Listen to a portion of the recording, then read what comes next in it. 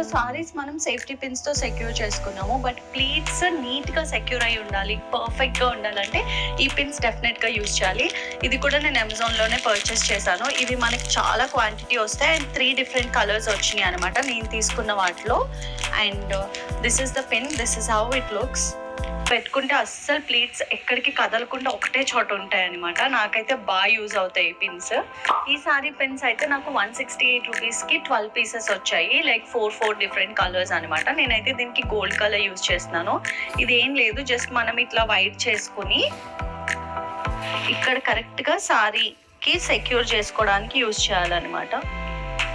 ఇలా పెట్టడం వల్ల ఏంటంటే సారీ ప్లీట్స్ అస్సలు మూవ్ అవ్వవు.